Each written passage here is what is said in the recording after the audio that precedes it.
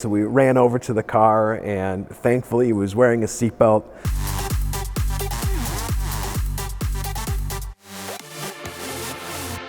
So at AMS, we've got these twin brothers, Jake and Miles, who are DSM fanatics. And these guys have probably 15 of these cars.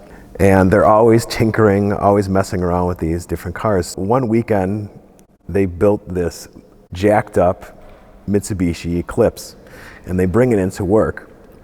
So this thing is sitting on like 29-inch off-road tires, and it's still turbo. All they really did was space out the rear suspension and kind of just jack the thing up. And I thought it was the coolest thing I'd ever seen. For them, it was a kind of a quick project. You know, they didn't really spend too much time on it, and just kind of a proof of concept. And as soon as I saw it, I said, "You have to build me one of these things." So I found a 1992 Eagle Talon that was somewhat rust-free-ish, but a little beat up. The kind of car that you really, it's past restoring, but good enough to do what I wanted to do. So we set out to polish the idea and make a more complete car. So I wanted to go a little bigger, because I always want to go to the next step. So we ended up fitting 31-inch off-road tires on this Eagle Talon, and welded the rear diff, we welded the center diff. So we kind of looked around at just spare parts laying around, put a 16G turbo on it. We made an air-to-water intercooler from an eBay core. I took some water pump that we had for the intercooler system. We did some testing for some other cars that we were developing. So we had a lot of random stuff that, you know, wasn't the best, but it's what we had laying around, and we built this car. And the car made like 350 wheel horsepower. And it was completely built with scraps. We had made an air intake, like a snorkel. It was some used aluminum tubing we had laying around, and then we took an end tank from the BMW 335 and kind of fashioned it into a scoop. I contacted the guys at GSC for some camshafts, and we just kind of pieced this thing together from what we had laying around. We made a skid plate to protect the transmission and differential and the transfer case. We built a push bumper out of some spare tubing that we had from a roll cage. We had 15-inch Jeep wheels with 31-inch tires. And probably the most interesting thing about this car, once we were all said and done, is we took this thing to the drag strip, and the thing ended up running a 12.1 in the quarter mile in full off-road trim.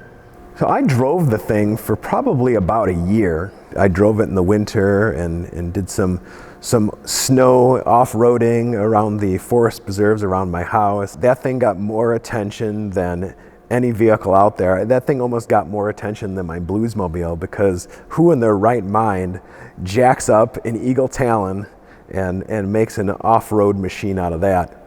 You know, the thing kind of had the zombie apocalypse kind of look to it.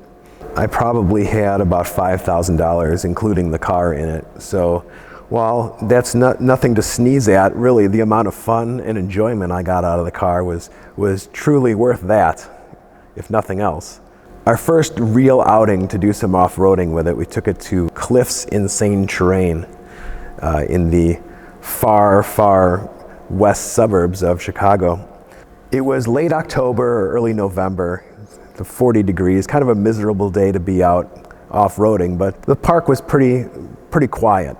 And we had a great time getting this thing stuck in mud and climbing things that you would never believe that an Eagle Talon should be doing. And this thing was just an absolute beast. But then we got the bright idea to try to do flat spins with it. And we made a couple attempts, and we were having a hard time to get the thing rotating, but the car definitely had the power and the differentials to do this.